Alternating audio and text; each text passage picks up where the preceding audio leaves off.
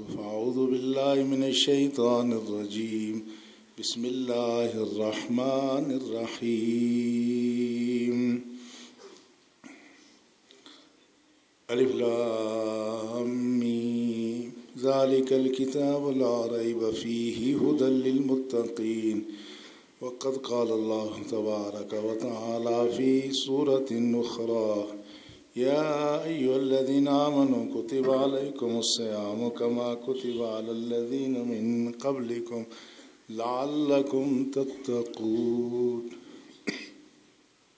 آمنت بالله صدق الله مولانا العظيم قال الله تبارك وتعالى في شأن حبيبه الكريم إن الله وملائكته يصلون على النبي يا أيها الذين آمنوا صلوا عليه وسلموا تسليما اللهم صل على سيدنا ونبينا ومولانا محمد وعلى آله وأصحابه أجمعين.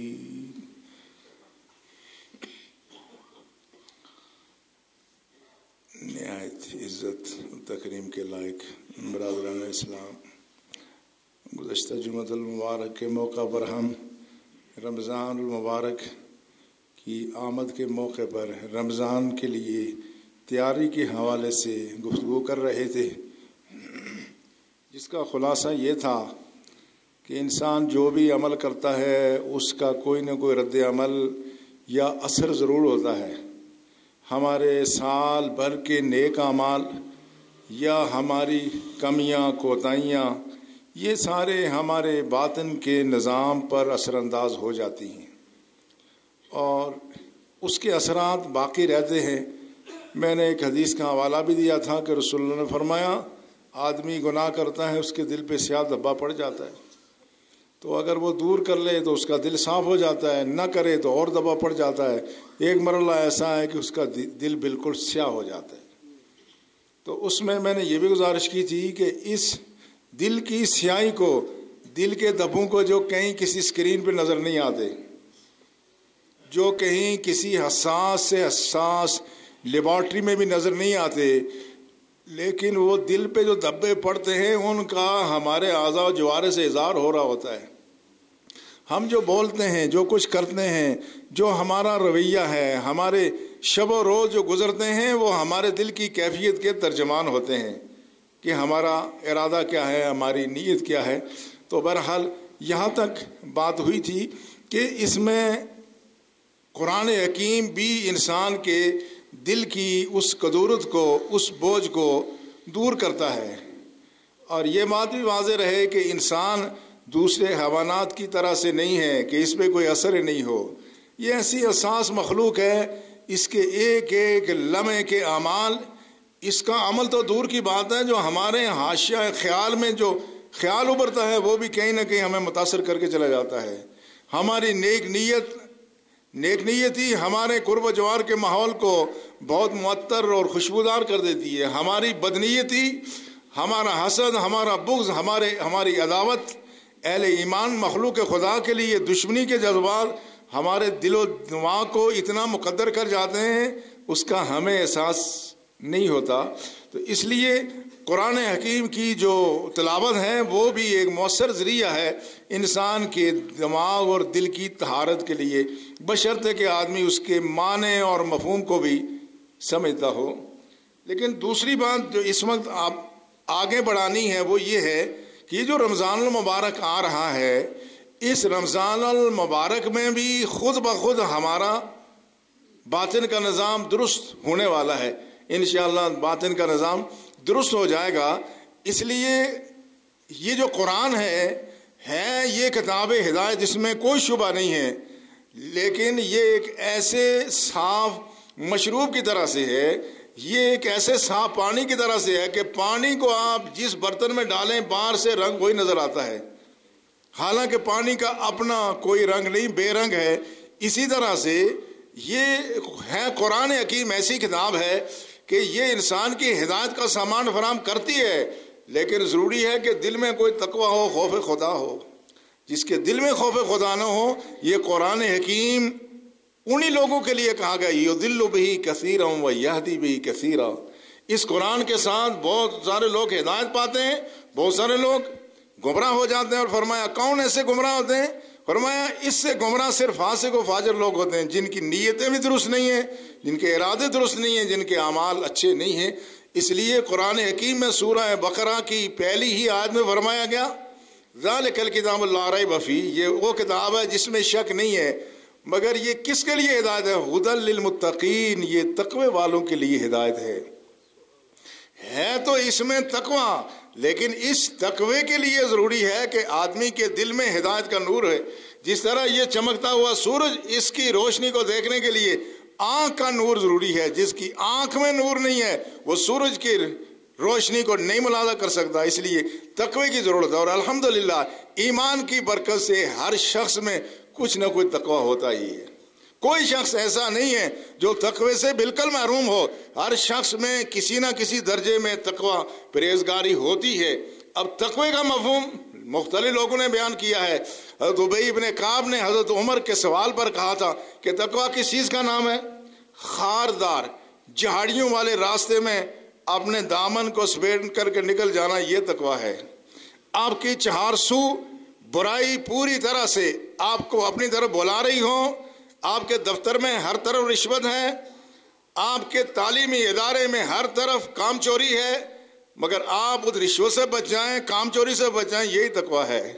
اس ماحول سے اگر ہم متاثر ہو گئے پھر یہ تقوی نہیں ہوگا۔ بعض نے کہا تقوی کی تعریف یہ ہے کہ جہاں جس وقت ہمیں ہونا چاہیے وہاں خدا ہمیں دیکھے، اور جہاں خدا ہمیں دیکھنے نہیں چاہتا وہاں ہمیں رب کی ذات نہ دیکھے۔ فرض نمازوں کے وقت مسجد میں اور لیو و لائب کی بےہودہ محفل میں خدا نہ دیکھے۔ جو جس وقت خدا جس حال میں ہمیں دیکھنا چاہتا ہم اس حال میں ہیں تو یہ گویا تقوی ہے، اور اگر نہیں ہے تو گویا ہم تقوی سے عاری ہو گئے یا ہمارا تقوی کم ہو گیا ہے۔ میں اس بات کو ایک دوسرے مثال کے ساتھ واضح کرنا چاہتا ہوں۔ اہل ایمان جو ہماری باطن کی دنیا ہے، ہماری روح کی دنیا ہے، یہ بھی ہمارے اسے وجود کے اندر ہی ہے۔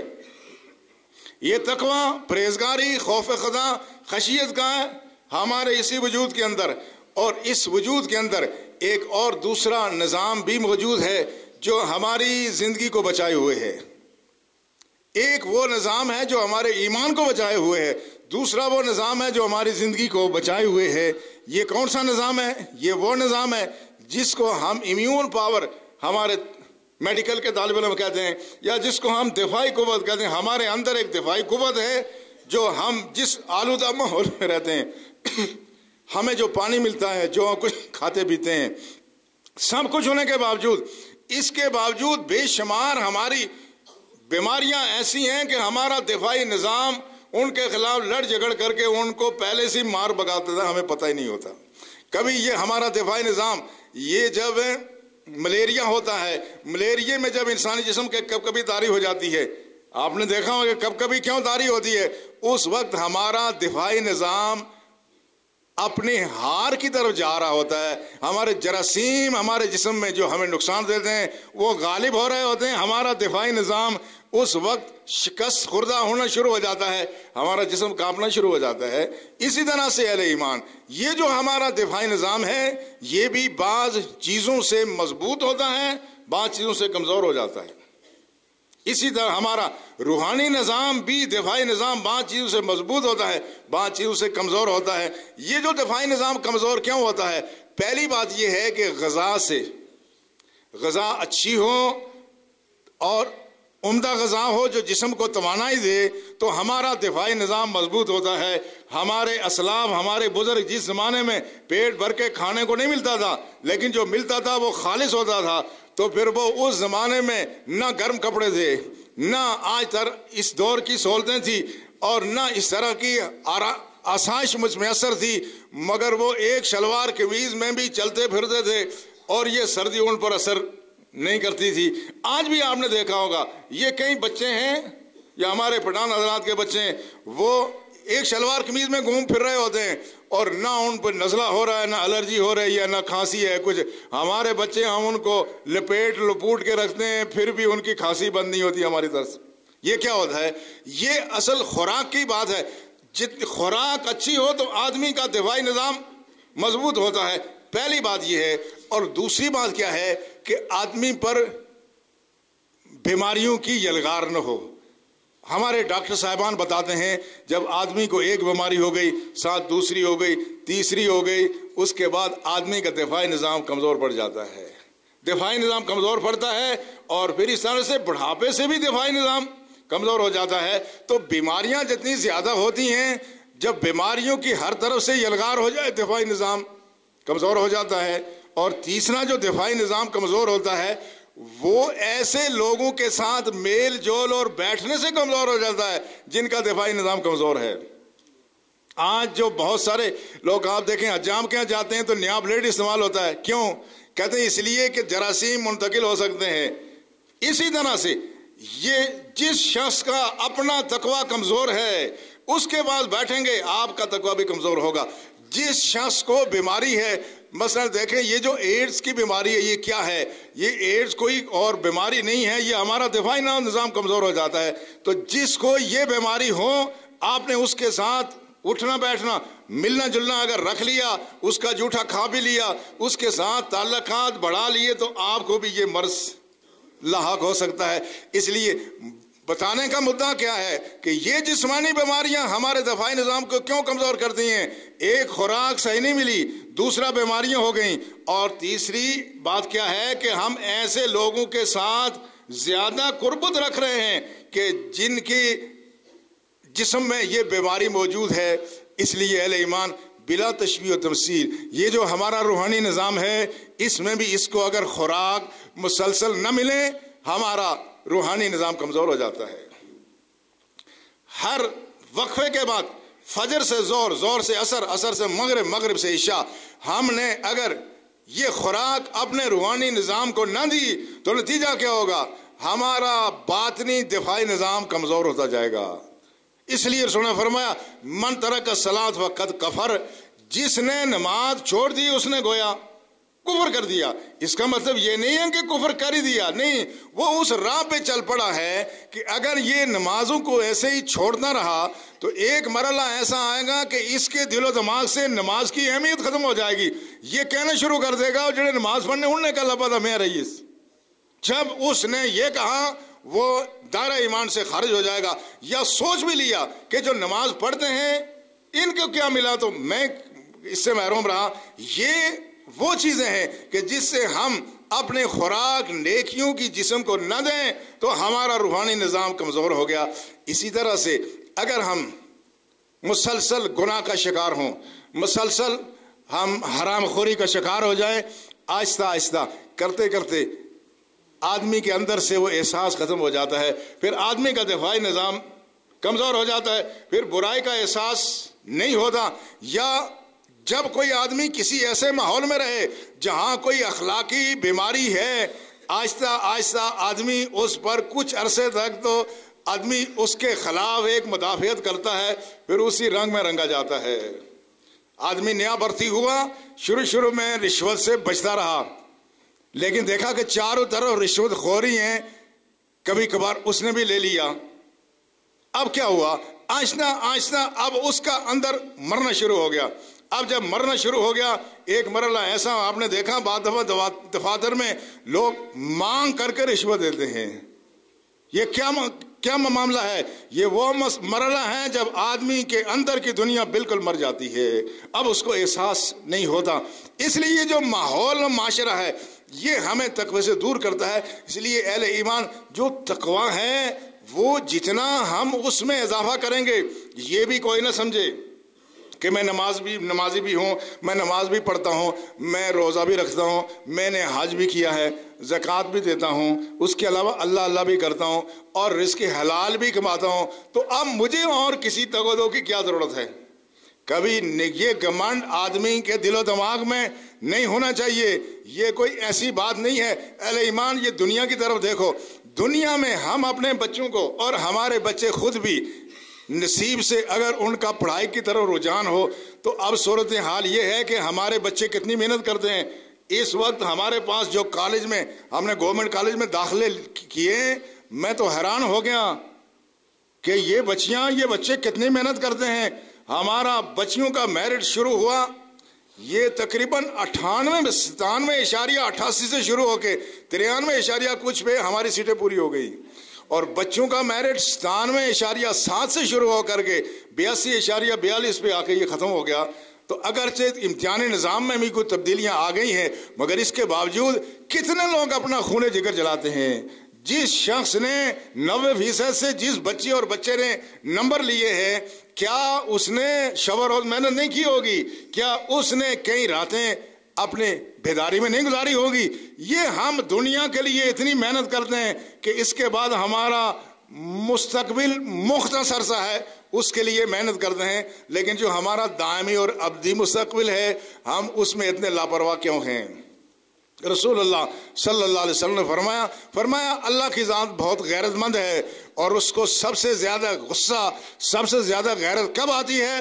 جب کوئی حرام کام کا ارتکاب کرتا ہے. اس لیے یہ غلط فہمی نہ ہو، بلکہ ہر شخص کوشش کرے کہ میں اس سے آگے بڑھوں. جو شخص فرض نمازیں پابندی سے ادا کرتا ہے وہ اس پر قناعت نہ کرے، وہ کوشش کرے کہ میں اس کے بعد نوافل بھی ادا کرتا رہوں، میں نماز اشراق بھی، میں چاشت بھی، ہو سکے تو اوابین بھی، تہجد بھی ادا کروں. اس سے تقوی میں اضافہ ہو جائے گا. سنا فرمائے یتقرب عبدی الی بالنوافل، بندہ نوافل کے ذریعے ہی میرے قریب ہوتا ہے. لیکن فرمایا فرائض بنیاد ہیں، جس شخص نے فرض ادا نہیں کیا اللہ کو اس کے نفل کی ضرورت نہیں ہے. اس لیے اہل ایمان ہر شخص کے لیے خدا نے زندگی کے ہر موقع پر یہ اس کے لیے ایک موقع ہے کہ ہم جہاں بیٹھے ہوئے ہیں وہاں ہم زیادہ سے زیادہ تقوی حاصل کر سکتے ہیں. کم سے کم تقوی کیا ہے؟ فرض نمازوں کی ادائیگی، فرض روزوں کی ادائیگی، زکوٰۃ کی ادائیگی، حج کی ادائیگی. اگر آدمی صاحب نصاب ہو یہ کم سے کم تقوی ہے، لیکن یہ زیادہ سے زیادہ تقوی نہیں ہے. زیادہ سے زیادہ تقوی اس کی کوئی حد ہی نہیں ہے. اس لیے تو رسول اللہ صلی اللہ علیہ وسلم نے عمر بھر کبھی زکوٰۃ ادا اس لیے نہیں کی کہ کبھی آپ نے مال جمع ہی نہیں ہونے دیا کہ مال جمع ہو تو رسول اللہ زکوٰۃ ادا کریں.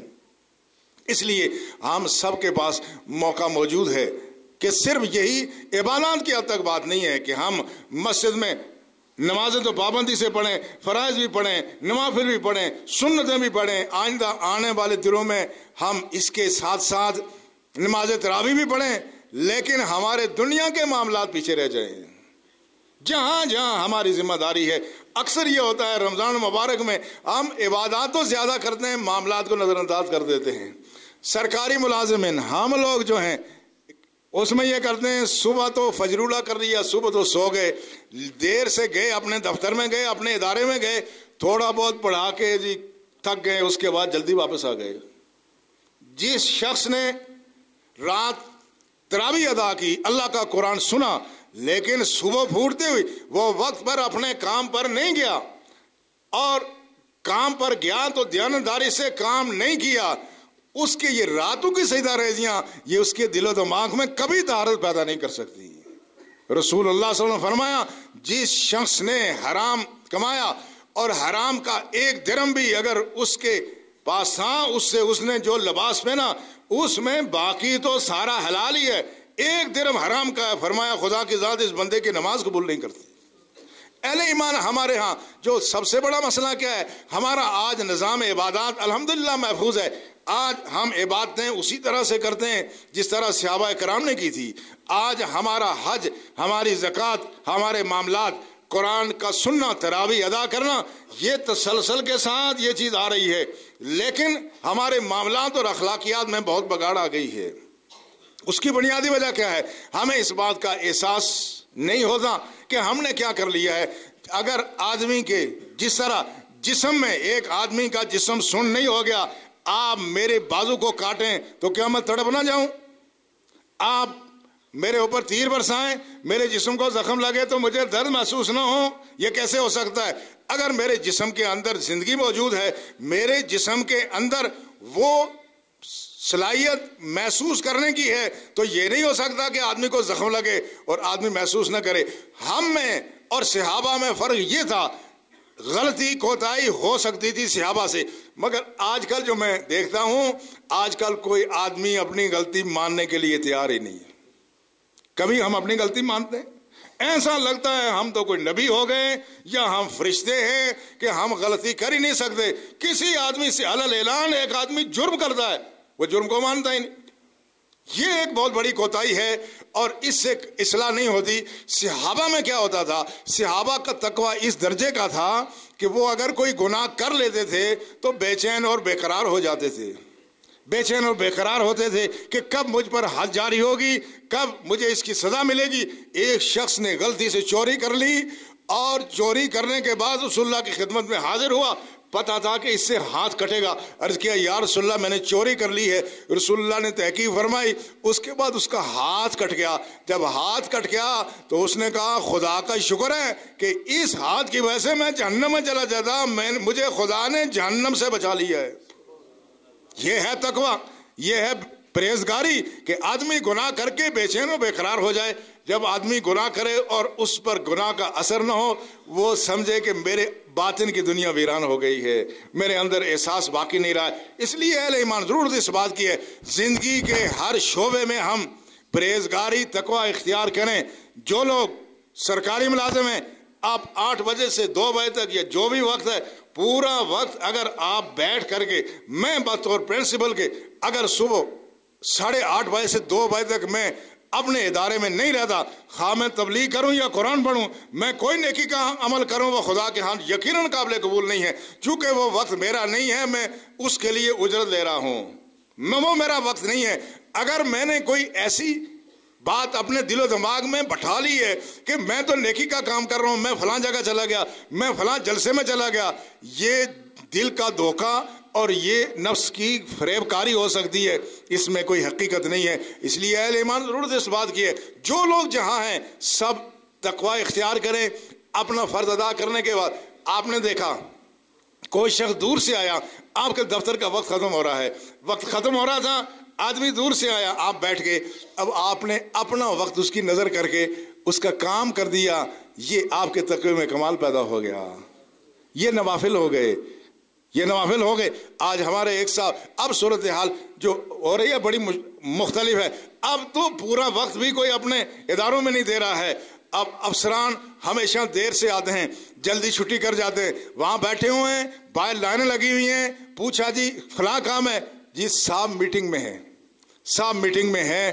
حالانکہ ہمارے جو پرانے افسران تھے، آج میرے ڈائریکٹر ایوب صاحب کی یاد آ رہی ہے، ایک دفعہ کسی نے بتایا وہ رات 11 بجے کسی نے جا کے دیکھا دفتر میں ہے، تو کسی نے پوچھا، ان کے بیٹے مجھے بتا رہے تھے، ہم نے کہا بھائی یہ رات 11-12 بجے تک ادھر کیا کرتے ہیں؟ انہوں نے کہا یہ دن کا وقت ہے، یہ میں نے ملاقاتیوں کے لیے رکھا ہوا ہے، دن میں لوگوں کے کام کاج کرتا ہوں، فائلیں میں رات کو پڑھتا ہوں۔ یہ آدمی کے دل میں تقوی ہے، یہ اضافی خدمت ہے۔ ہم میں سے ہر شخص کو خدا نے موقع دیا ہے کہ ہم ایسا کر لیں، مخلوق خدا کے ساتھ اچھا رویہ رکھیں، جہاں جہاں موجود ہیں صرف اپنا فرض ادا نہ کریں، فرض سے بڑھ کر کے اپنی دھرتی کی خدمت کریں۔ لیکن یہ چیز اب ہمارے ہاں مفقود ہو رہی ہے۔ میں اس مرحلے پہ کافی وقت ہو گیا، میں آج چونکہ یہاں یوم سوگ بھی منایا جا رہا ہے، میں اس کا بھی تذکرہ کرنا چاہتا ہوں کہ کشمیر میں جو اس وقت ظلم ستم جو بھارت میں جو روا رکھا جا رہا ہے، آپ نے دیکھا جب آدمی مرے تو کتنا مر جاتا ہے۔ دیکھو سوچو ذرا، کوئی بچی وہ ہندو کی ہو، مسلمان کی ہو، وہ بدھ مت کی ہو، پارسی کسی، جس بچی کے ساتھ اگر کوئی جنسی زیادتی کی جائے، جس آدمی کے دل میں انسان کا، سینے میں انسان کا دل ہے، کیا وہ اس پہ تڑپ نہیں جائے گا؟ کسی کی بچی ہو، وہ انسان کی بچی ہے اور وہ نوع انسانی کا فرض ہے۔ لیکن مقبوضہ کشمیر میں جو ایک بچی کے ساتھ ظلم و زیادتی ہوئی، اس کو قتل بھی کیا گیا اور وہاں کے وکیلوں نے اس کے خلاف احتجاج کیا، یعنی ان مجرموں کے خلاف جب کارروائی ہونے لگی، وہاں کے وکلا کھڑے ہو گئے کہ ہم ان لوگوں کو سزا نہیں ہونے دیتے۔ دیکھو آدمی مرے تو کتنا مر جاتا ہے، اس لیے قرآن نے کہا اولئک کالانعام بل ہم اضل، یہ آدمی گر جائے تو چوپایا ہو جاتا ہے، بلکہ چوپائے سے بھی زیادہ گر جاتا ہے۔ آج مقبوضہ کشمیر میں جو کچھ ہو رہا ہے اور وہاں مسلسل ظلم و ستم ڈھائے جا رہے ہیں، اور جس طرح سے وہاں ظلم اور زیادتی ہو رہی ہے، یہ قابل مذمت ہے۔ لیکن اب آپ دیکھ رہے ہیں کہ عالمی ضمیر بھی سو گیا ہے، عالمی ضمیر بھی سو گیا ہے۔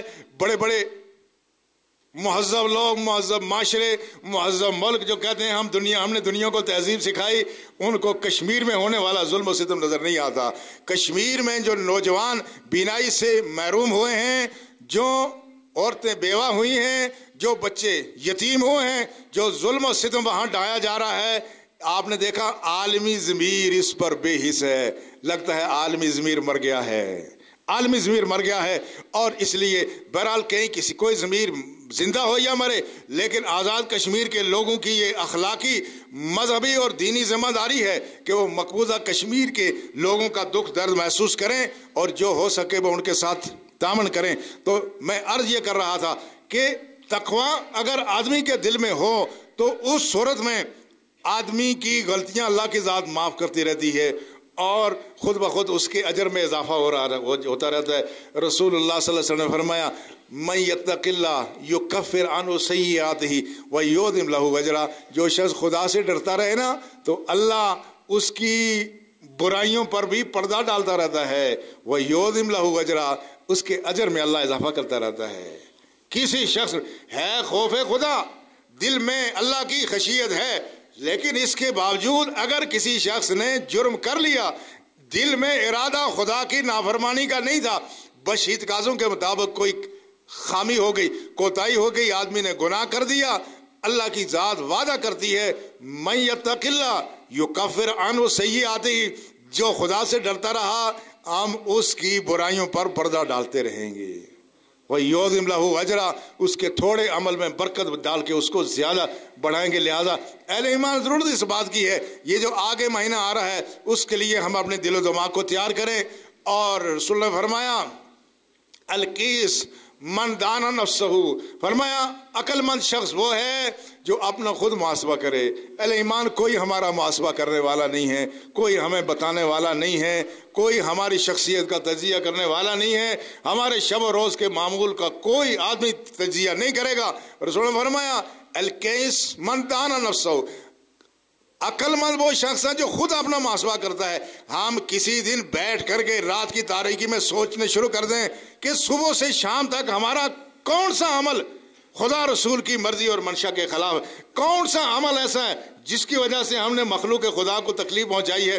تو ہم اپنی اصلاح خود کر سکتے ہیں۔ اور سچی بات یہ ہے کہ اب جس طرح موت آ رہی ہے، رسول اللہ صلی اللہ علیہ وسلم نے فرمایا یہ جو اچانک حادثے کی موتیں ہوتی ہیں، فرمایا یہ خدا کی طرف سے پکڑ ہوتی ہے۔ حادثے کی موتیں، یہ اچانک دل کی دھڑکن کا بند ہونا، اس طرح کی بیماریاں، فرمایا یہ خدا کی پکڑ ہوتی ہے۔ لیکن دوسری حدیث میں رسول اللہ نے فرمایا یہ کافر کے لیے پکڑ ہے، مومن کے لیے پکڑ نہیں ہوتی۔ کیوں؟ اس لیے کہ مومن ہر لمحے یا تو نیکی کر رہا ہوتا ہے یا نیکی کا ارادہ دل میں لیے ہوتا ہے۔ الذین تتوفاہم الملائکۃ الطیبین، وہ لوگ جن کی حالت ہمہ وقت اچھی ہے، جب ان کے پاس فرشتے آتے ہیں کہتے ہیں سلام علیکم، تم پر سلامتی ہو۔ الذین تتوفاہم الملائکۃ الطیبین یقولون سلام علیکم ادخلوا الجنہ بما کانوا تعملون، تم جو کام اچھے کرتے تھے نا ہم تمہیں جنت میں لینے کے لیے آئے ہوئے ہیں۔ اس کے لیے ضروری ہے ہم ہر لمحے اپنے دل و دماغ کو صاف رکھیں، اپنے اعمال کو صاف رکھیں، یا نیکی کر رہے ہوں یا نیکی کا ارادہ دل میں لیے ہوئے ہوں۔ ایسا ہوگا تو یقیناً اللہ کی ذات ہم پر رحم و کرم فرمائے گی۔ اس لیے اہل ایمان یہ زندگی بہت عارضی ہے، اس کے لمحات سے جتنا فائدہ اٹھا لیا جائے یہی ہماری پینشن ہے، یہی ہماری گریجویٹی ہے، یہی ہمارا وہ حساب کتاب ہے جس سے قبر سے لے کے حشر اور حشر سے لے کے ابد الآباد تک ہم نے اپنی زندگی گزارنی ہے۔ اللہ ہمیں توفیق عطا فرمائے۔ یہ پیارا مہینہ مغفرت والا مہینہ آ رہا، ہم کثرت سے اس میں اللہ کا ذکر و استغفار کر کے اپنی آخرت کے لیے انتظام کریں۔ وما علینا الا البلاغ۔ سنت